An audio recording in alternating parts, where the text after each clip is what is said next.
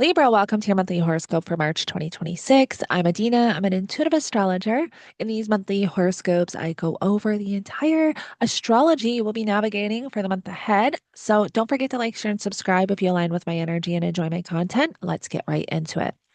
So I do break these horoscopes down by week and I select a chart for each week to give you a bit of a visual. So coming into the month, we've got Mercury retrograde in Pisces, which is in your sixth house of work, health, and daily routine.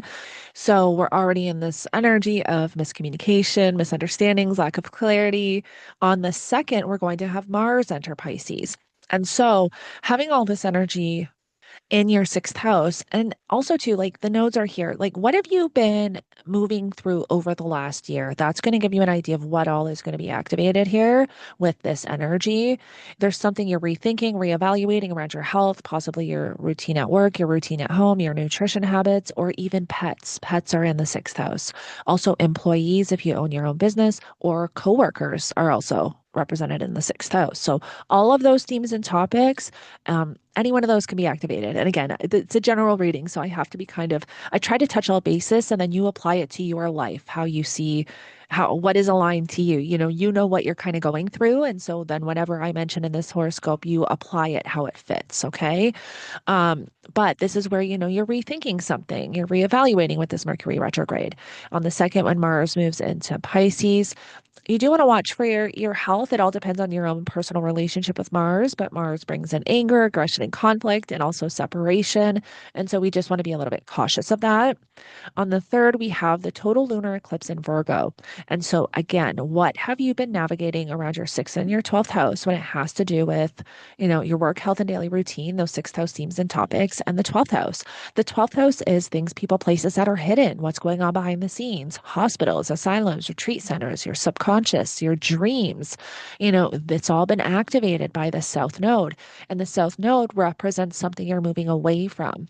The South Node really does represent our karmic comfort zone. So when we have these eclipses and activations in this area of life, it shakes us away from things we get too comfortable in this area of life so that we can grow, right? And so what's been showing up around maybe spiritual practice or what you're doing behind the scenes. Mercury also rules your 12th house, Mercury retrograde. I mean, there could be a lot of secrets revealed as well. That could definitely be a thing. Just to be cautious of your secrets or somebody else's secrets, either what you're hiding behind the scenes or maybe something being revealed to you. Now, also on the 5th, the sun is going to form a trine to Jupiter. This could be some really beautiful insight, or I don't want to say clarity, but an epiphany of some kind. This is more of an internal energy, like something is clicking. Or also, too, because the sun rules your 11th house of friendships and social groups, forming a trine. It's just that Jupiter is still going to be retrograde at this point, which is why I say it's like something internal, like an internal emotional or intuitive shift of some kind. But it could be like a friend stepping in to help with something, if that makes sense. It could have to do with doing something with a friend and then having this aha moment, or yeah, something along those lines. Then on the 6th, we've got Venus entering Aries. So Venus is going to enter your chart ruler, is going to enter your seventh house of relationships and one-on-one connections, bringing more focus to your relationships and one-on-one connections. So you might be spending more time with your partner, wanting to do more fun things with your partner. Also, Neptune and Saturn is here now. So let me know in the comments below how that's working out because none of us have experienced Neptune in Aries. And so it's an interesting energy that we're kind of all navigating all at once for the first time.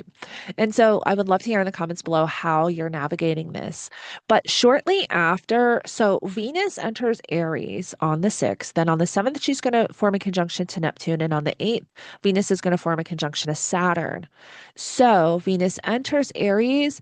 And then remember, Neptune can bring up confusion, illusion, delusion. You're seeing things, people with rose colored glasses, which can also be a huge thing, Libra, to be cautious of with Neptune in the seventh house. Seeing people with rose colored glasses. I will say, I'm Virgo rising. I'm just getting over this transit.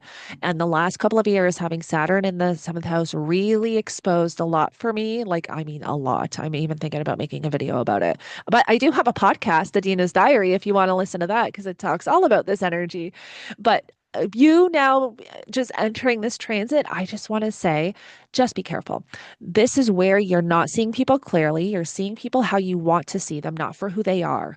And Saturn here is going to help you out with that and definitely utilize the Saturnian energy while you have it to establish some solid groundwork and foundations when it has to do with other people. Like establish some solid boundaries now with you and people in your life because Neptune does confuse things and blur boundaries and lines in that area. But with Venus, this is where, I mean, because Venus is your chart ruler, like maybe you're trying to, move forward with a relationship and there's like a stop or a hold or confusion or there's like lack of clarity. There's something here where you're not able to move forward with something with a partner or there's like something stopped with a partner. Then we get to the second week of March, and on the 9th, oh, actually, hold on. I forgot to mention because on the 7th, in the midst of all that, Mercury, we're going to have the Mercury Cazimi. And so this is also a time on the 7th of March, jot this date down.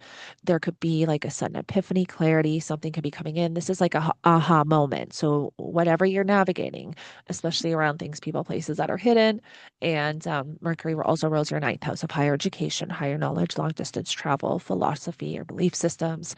But then in that sixth house of work, health, and daily routine. So it could show up in many ways. But this is a day where you just want to have that awareness, important conversations, intuitive downloads, and really powerful thoughts, jot everything down because though when we have Mercury Cazimis or Mercury in the North Node, I'm telling you, these are days where like something really stands out that may seem insignificant in the moment, but they end up being quite significant.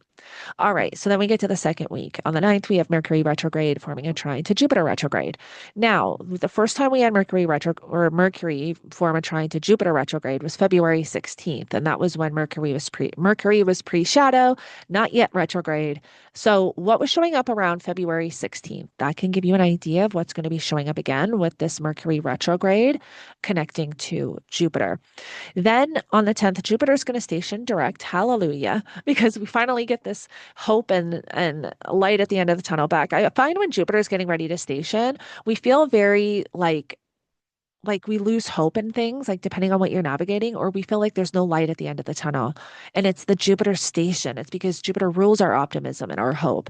And so when Jupiter is not moving and we don't have that energy to work with, it's like we feel stuck. We lose hope in things. And so Jupiter is going to station direct on the 10th and things are going to start to get better after that. Thank goodness. And then on the 13th, Mars is going to form a conjunction to the North Node. So this is where, this is a Mars that doesn't do the greatest in Pisces, but when forms a conjunction to the North Node, this is like wanting to move forward with something, wanting to take action. This could have to do with your daily routine, maybe your health, nutrition habits, or maybe purchasing a pet, something along those lines. It's wanting to move forward with something. However, because it's Pisces and because we've got the Mercury retrograde energy, I feel like it's like we're not seeing everything clearly or there's something that we're missing. So just be a bit mindful with that. And then on the 15th, we have Mercury retrograde forming a conjunction to Mars at 10 degrees of Pisces. So again, yeah, this is why like when Mars forms a conjunction to the North Node and then to Mercury retrograde, it's like we're wanting to take action towards something, but we're still not clear maybe as to how. So yeah, it's just an energy to be a bit mindful of. Then we get to this third week of March, and on the 17th, we have Mercury retrograde forming a conjunction to the North Node. Again, this is one of those days you want to watch for your important thoughts and intuition and intuitive downloads and conversations and all of that stuff. Write down anything that sticks out to you. And on the 18th, we have our new moon in Pisces at 28 degrees, which is going to be sextile Uranus. And now this is not going to be an eclipse, but it's still going to have the energy of an eclipse and it's still going to bring in the change in this area of life that's played out already over the last year. So there's something new being seeded when it has to do with your work, health, and daily routine and the changes that have taken place in this area of life. And then with the sextile to Uranus, I look at this as like really important breakthroughs or opportunity for breakthroughs, which I love. And I will have a separate forecast going into that new moon also on my channel later on. So make sure you subscribe and hit that bell so you don't miss it. And then we have also on that same day, Venus square Jupiter, which Venus is your chart ruler. And so Venus in your seventh house square Jupiter. This is like too much of a good thing, or Or like, I'm trying to think, like one of the things that actually just came to me intuitively is like your hopes are really high with a partner to do something and then something happens. Um, it could show up that way. It could be, spending too much money, overindulgence. That's the type of energy. Jupiter is the planet of expansion. This is both benefic planets, but they're in a square. So there could be tension or conflict or like a challenge of some kind. And like I said, it's like too much of a good thing or overindulging on something that then like spending too much money. You know what I mean? So it is a day to just be a bit cautious of. And again, that's the 18th. Then on the 20th, we begin Aries season and we're going to have Mercury station direct. So the sun's going to move into Aries, bringing more focus to that seventh house of relationships, and Mercury is going to station direct. So again, on the 20th, pay attention, intuitive downloads, all of those things, because what the Mercury stations there, they can also bring in some epiphanies or clarity. On the 21st, we're going to have Mars forming a trine to Jupiter. So Mars is still going to be in Pisces, forming a trine to Jupiter up here in your 10th house. And this is a water trine. So this could be highly emotional. This could be reacting emotionally, but it's a trine. And so I feel like this could be taking action.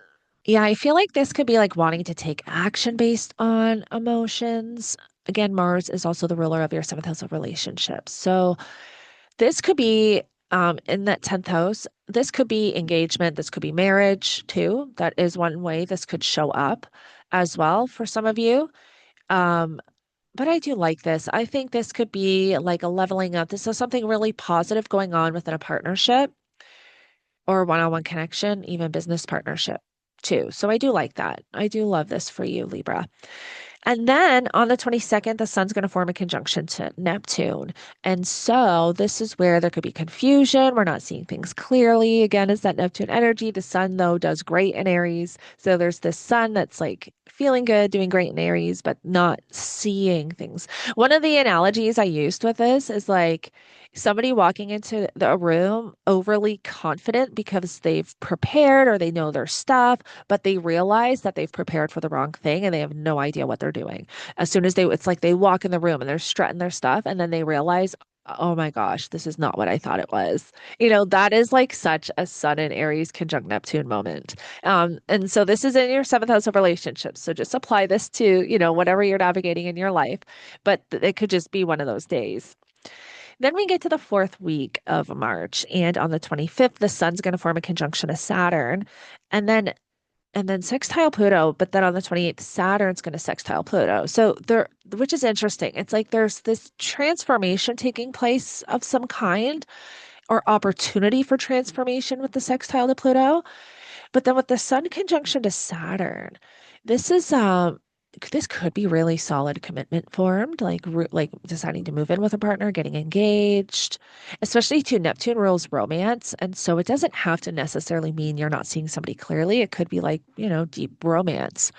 I'm sure it could show up in that way as well, especially two Pluto's in your fifth house of romance. So it could be something really solid formed with a partnership, which I love. But again, there's always positive and negative, expressions of everything.